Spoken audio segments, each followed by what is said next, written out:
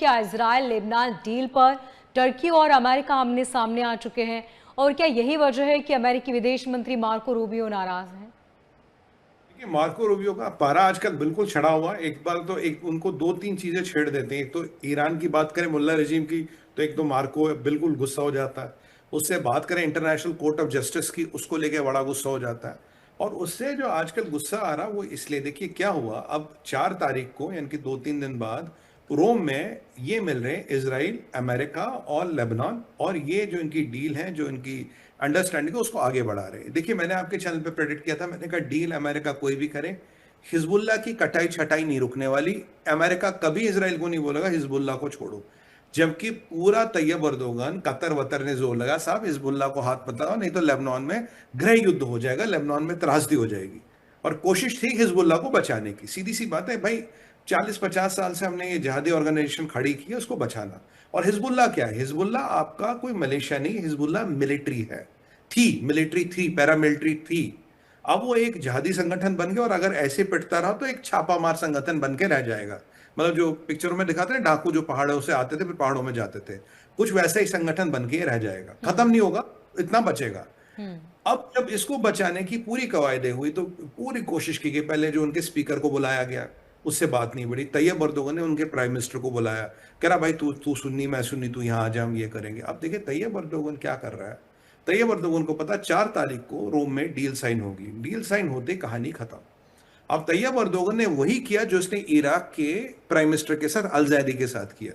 Tayyab Erdogan साहब कहते हैं भाई ऐसा है जोसेफ आयोन साहब, आप यहाँ जो जोसेफ आयोन जाते हैं या उनसे मुलाकात होती है फोन पे, जैसी भी बात होती है उनसे, ये जोसेफ को कहते हैं जो प्रेसिडेंट। अब प्रेसिडेंट कौन है? प्रेसिडेंट क्रिश्चियन है।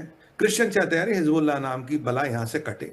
इवन वहां के मुसलमान और शिया भी चाहते हैं हिजबुल्लाह कटे। बहुत त्रासदी मचा दी है उन्होंने वहां पे। हम्म। अब ये उनको कहते हैं, पहले इन्होंने सुन्नी प्राइम मिनिस्टर को पकड़ा, बात नहीं बनी। शिया स्पीकर जो था, जो ईरान के पैरोल पे था, जिसे $5 लाख महीना मिलते थे हिजबुल्लाह को टिकाने के लिए, उसकी दुकान बंद। इन्हें लगा किसी भी तरीके से हिजबुल्लाह को बचा, बनी बनाई मिलिट्री है, इसराइल के बाजू में है, 1.5 लाख लोग हैं, कभी भी इसराइल पे हमला कर सकते, चुपचाप यहाँ मतलब रिमोट कंट्रोल से इसराइल की बर्बादी हम देख सकते हैं। जी। आपको याद होगा 7 अक्टूबर को जो कार्नेज हुआ था, आप ये हमास के लीडर कतर में बैठ के नमाज शुक्राना पढ़ते हुए देख रहे थे इसराइलियों को कैसे मार रहे हैं।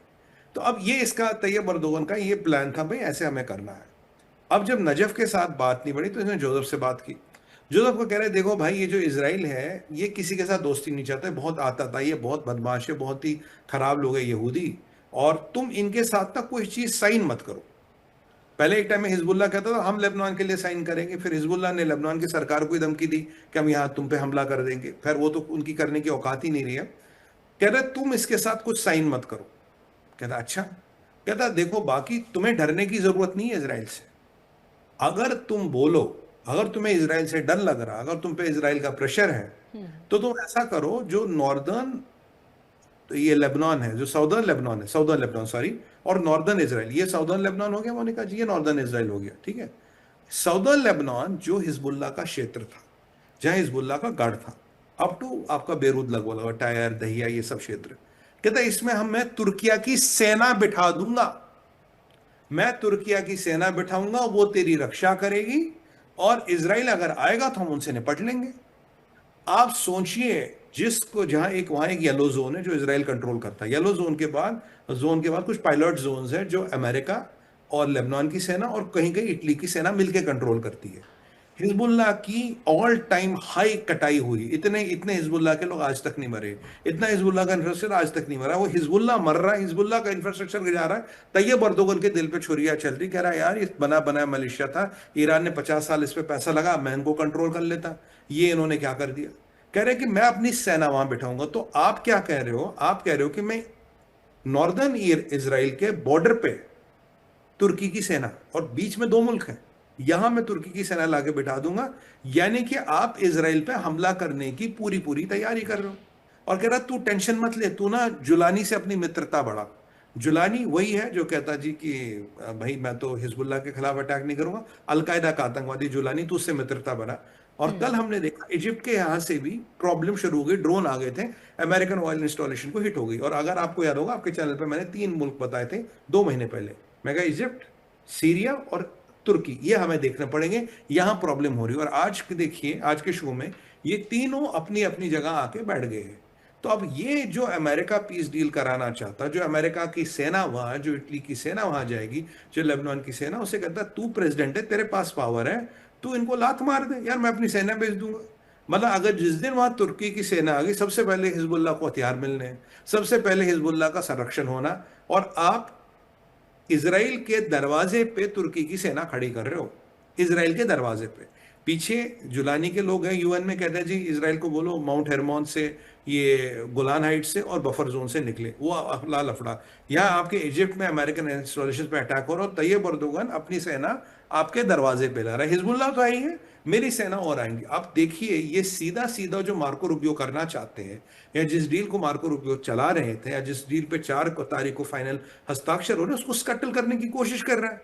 क्यों कर रहा है जी? F-35 तैयब अर्दोगन को नहीं मिला, कान के लिए इंजन नहीं मिला, और जो कैट्स का सैंक्शन उस पर लगी थी वो ट्रंप ने लगाई नहीं, और ट्रंप जैसे तैसे जान बचा बचा के तुर्किया से निकल गया।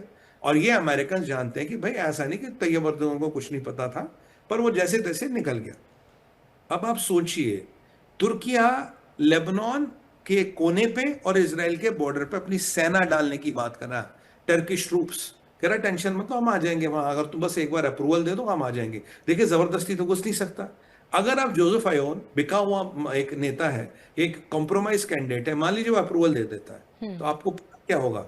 तुर्किया और इसराइल की लड़ाई इसराइल की जमीन पे, ये अमेरिका की पॉलिसी है, मेरी जमीन पे मत लड़ो, मैं तुम्हारी जमीन पे आके लड़ता हूं।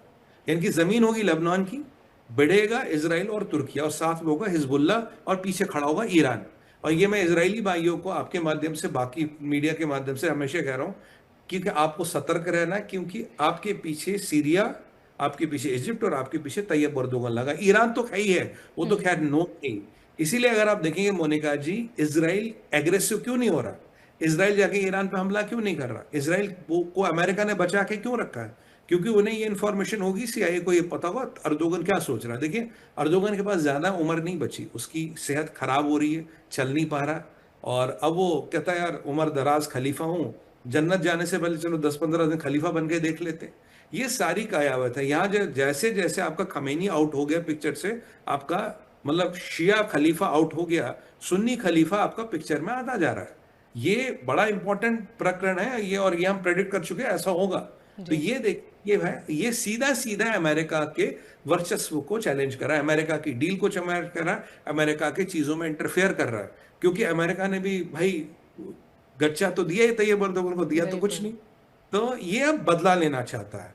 और अब देखिए, और इसे पता कि अमेरिका की दुखती रग क्या है क्षेत्र में, इसराइल। अब अमेरिका तक तो तैयब अर्दोगन पहुंच ही नहीं सकता। हाँ, इसराइल को तंग करके क्या मैं ट्रंप के कनपट्टी पे बंदूक रख सकता हूं, जो मैंने उसको गिफ्ट में दी थी, वो वाली बात है। ये आदमी बहुत खतरनाक है, और ये मैं अगर आप पूरे इस मिडल ईस्ट का स्कैन करें, इससे ज्यादा खतरनाक अभी वहां कोई आदमी है नहीं जी।